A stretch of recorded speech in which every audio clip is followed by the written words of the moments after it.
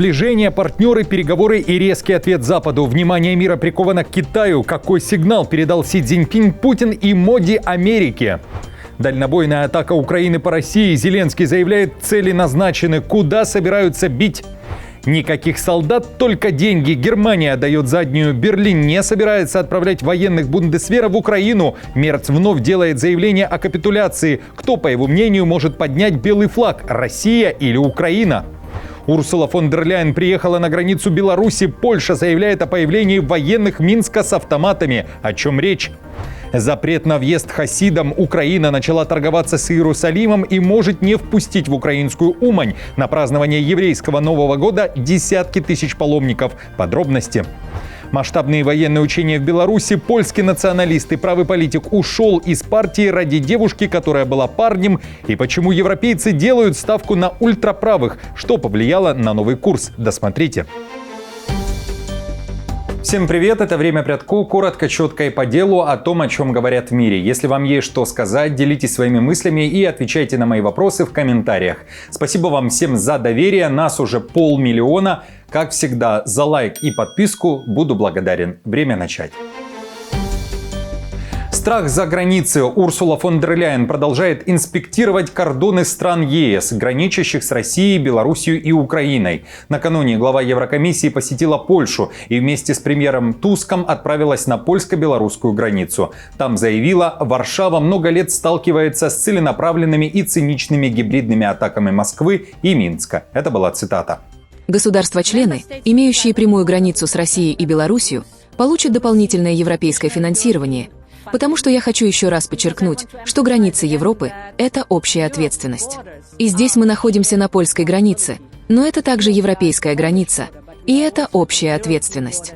Мы также предложили 10-кратное увеличение финансирования для военной мобильности и в целом 5-кратное увеличение инвестиций в оборону. А Туск при этом заявил, пришлось изменить место пресс-конференции. Служба безопасности предупредила, что, далее цитата, «появились белорусские солдаты с автоматами».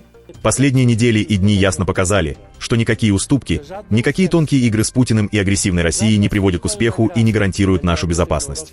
Польша, Европа, НАТО и Соединенные Штаты должны снова, так же как мы сделали 45 лет назад, когда мы получили поддержку всего Запада в момент зарождения солидарности, быть очень твердыми, решительными и едиными перед лицом этой последней версии империи зла. Хватит уступок.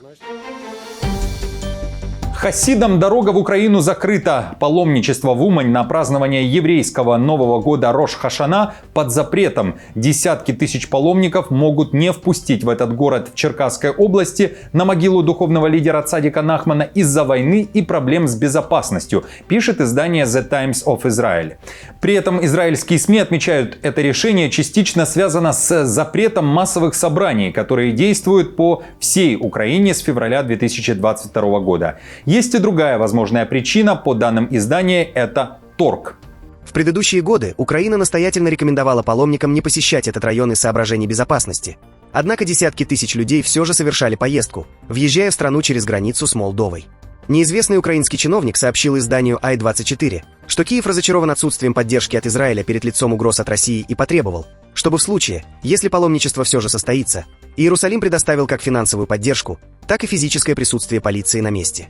В то же время израильский журналист позже уточнил, запретов пока нет. Официально Украина не комментировала сообщений в прессе. Пресс-секретарь МИД Арен Мармаштейн заявил, что в ходе проверки, проведенной с властями Украины, было установлено, что на данный момент изменений в ситуации нет. Отработка применения ядерного оружия началась в Беларуси. Там стартовали военные учения стран ОДКБ. Задействованы более 2000 военных из Беларуси, Казахстана, Кыргызстана, России и Таджикистана. Маневры развернутся на полигоне Лепельский. Как сообщает Минобороны Беларуси, в рамках учений планируется отработать целый комплекс вопросов по обеспечению общественной безопасности, созданию условий для противодействия внешней агрессии, борьбе с незаконными вооруженными формированиями и диверсионно-разведывательными группами противника. В частности, отработают планирование применения ядерного оружия. Однако само ядерное оружие использоваться не будет, уверяют в Генштабе ВС Беларуси. В учениях могут быть задействованы 450 единиц вооружения и техники, включая 9 самолетов и вертолетов, а также свыше 70 беспилотников разного типа. Они не соперники, а партнеры. Внимание мира приковано к событиям в Китае. Шанхайская организация сотрудничества объединила тех, кто давно не протягивал друг другу руки. В частности, речь идет о Си Цзиньпине и премьере Индии Нарендре Моди, которые встречались последний раз 7 лет назад. Трамп и его торговые войны вновь объединили Нью-Дели и Пекин. Принимающий лидер Китая товарищ Си уже заявил, КНР не представляет угрозы для Индии, несмотря на споры из-за границы. Китай и Индия – партнеры по сотрудничеству, а не соперники, цитирует Си государственное агентство Синьхуа на встрече в Тяньцзине, Северный Китай. «Две нации являются возможностями для развития друг друга, а не угрозами», – сказал он. Попытка примирения с Моди происходит на фоне того, как Си стремится использовать встречу ШОС, на которой присутствуют президент России Владимир Путин и лидеры Ирана, Пакистана и стран Центральной и Юго-Восточной Азии для демонстрации региональной солидарности. События в Китае – это большой сигнал для США. Нью-Йорк Таймс пишет, что Си Цзиньпинь выбрал очень подходящий момент. Он встретился с Моди, который был, по сути, отвержен Трампом из-за его тарифов, а также с Путиным, который был, далее цитата, «выведен из изоляции его же поддержкой». Речь также о президенте США. Саммит более чем 20 лидеров, в основном из Центральной Азии, за которым последует военный парад в Пекине с демонстрацией новейших китайских ракет и истребителей. Это не очковтирательство. Это демонстрация того, как Си стремится превратить историю, дипломатию и военную силу в инструменты перестройки мирового порядка, долгие десятилетия доминируемого Соединенными Штатами. Авторы материала также уточняют, что сближение лидеров многих стран, которые встретились на ШОС, резко контрастирует с разногласиями внутри американских альянсов в Европе и Азии.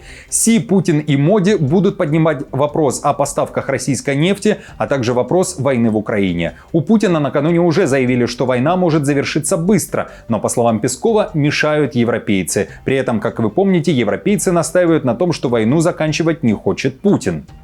Европейцы мешают этим усилиям. Европейцы вставляют палки в колеса.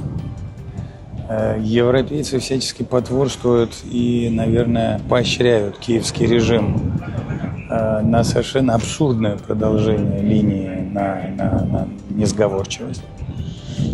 Это большая ошибка. Уже 1 сентября Путин может встретиться с президентом Азербайджана Алиевым, который на прошлой неделе говорил, что ждет извинений от российской стороны за поражение силами ПВО РФ самолета азербайджанских авиалиний. Такую встречу допустил Песков. В то же время Путин успел встретиться с Пашиняном, который в свою очередь не стал протягивать на саммите руку Лукашенко. Давно не виделись, накопилось всяких вопросов много, и двусторонних, и региональных, наоборот. Да, приятно вас видеть и пообщаться, поговорить. Конечно же, у нас всегда очень насыщенная повестка, и уверен, сегодняшняя тоже. Си Цзиньпинь уже в курсе переговоров между Москвой и Вашингтоном, о чем договорились США и Россия, рассказал сам Путин во время официального обеда. В ходе официального обеда президент долго достаточно беседовал с председателем Си. Он сидел также рядом с президентом Казахстана, тоже они имели возможность переговорить. Условились о дополнительных двусторонних встречах с разными главами государств и правительств, которые состоятся завтра. Внимание прессы не обходит и встреча Путина с Нарендрой Моди. Напомню, что перед тем, как вылетать в Китай, Моди созвонился с Зеленским и услышал предложение Киева. Прекращение огня должно стать началом завершения войны. И Индия должна была передать этот сигнал Путину и другим лидерам ШОС, уверяет Зеленский. Он напомнил, что не отказывался от переговоров и ждет встречи с Путиным. Украина подтвердила, что готова к встрече с российским лидером. Прошло почти 2 недели, и за это время, когда Россия должна была готовиться к дипломатии, Москва не подала ни одного позитивного сигнала, только нанесла циничные удары по гражданским объектам и убила десятки наших людей. Благодарю господина премьер-министра за слова соболезнования родным и близким погибших. Украина при этом также готова продолжать наносить дальнобойные удары по России. Их анонсировал лично Зеленский. Заявил, что планы были обсуждены с главкомом ВСУ Сырским. Детально проанализировали ситуацию на Запорожском направлении и намерения оккупанта. Также ситуацию на приграничье Сумской и Харьковской области. Продолжим наши активные действия именно так, как нужно для защиты Украины. Силы и средства подготовлены. Запланировали новые Deep Strike.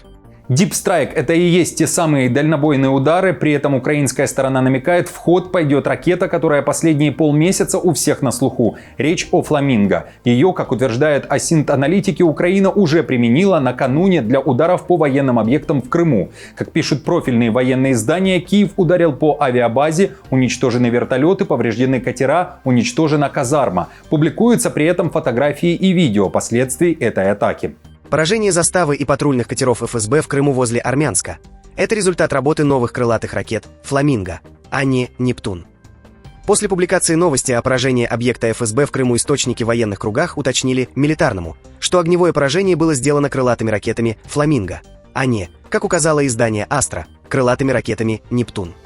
В российском Минобороны официально потерь не подтверждали, а Z-паблики публиковали лишь также общедоступные кадры последствий атаки, которая произошла 30 августа.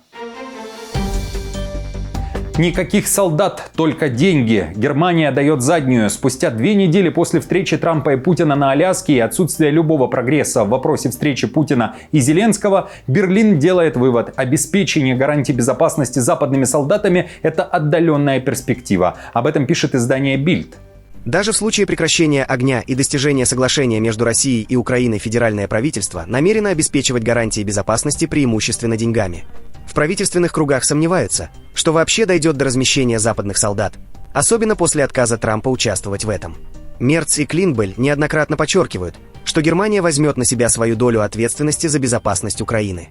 Однако сдерживание России будет осуществляться с помощью миллиардов. Война в принципе может закончиться не скоро, в этом также уверен Мерц. Хотя быстрый вариант ее завершения все-таки существует. Это капитуляция Украины, говорит он. При этом немецкий канцлер говорит также: этого не будет.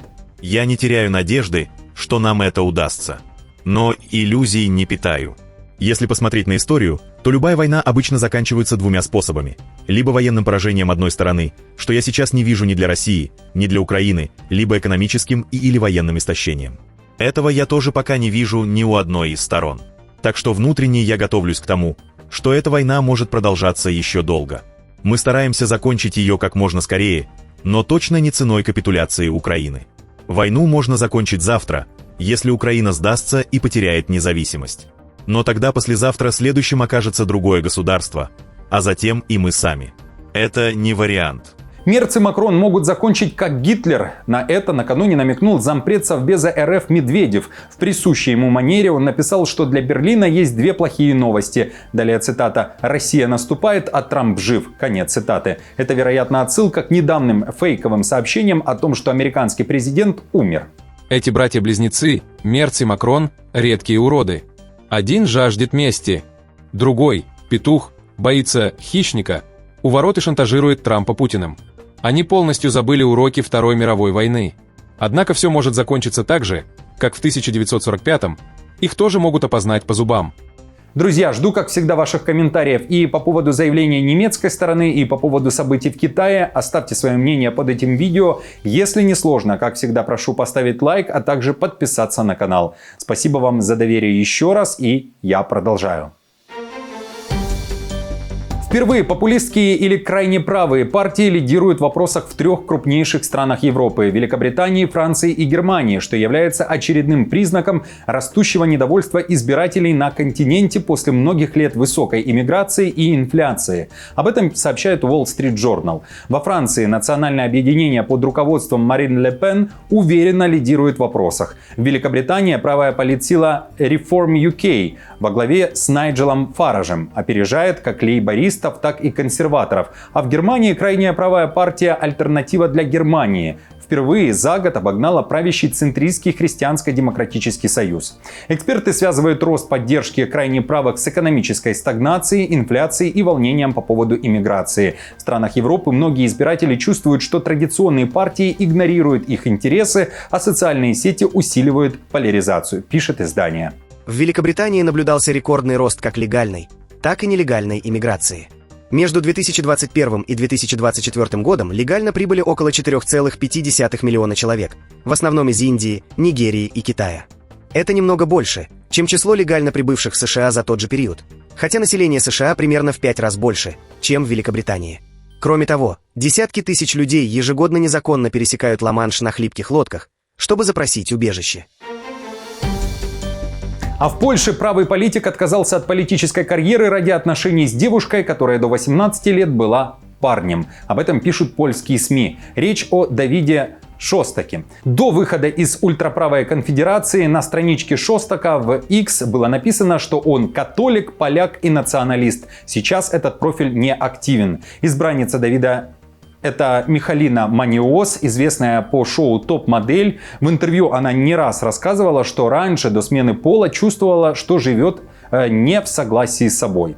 Пара не скрывает, что думает о совместном будущем. Они уважают традиции, веру и польскую историю, но, как подчеркивают, у них также открытый взгляд на жизнь. Мы оба верующие люди, но у нас также открытый взгляд на жизнь. Я не могу представить себе отношения с кем-то неверующим. Ничто не мешает нам в будущем заключить брак в церкви. Здесь нет никаких ограничений. Михалина – женщина. Когда мы познакомились, я не мог представить, что могу потерять такого человека. Я понимал, что у меня есть шанс быть с красивой, ценной женщиной. Она – элита нации. Достаточно взглянуть на ее биографию. Друзья, спасибо вам за просмотр. До встречи уже завтра. Не забудьте подписаться на канал и поставить лайк этому видео. А я напомню, новости за неделю собраны в плейлист. Переходите и смотрите.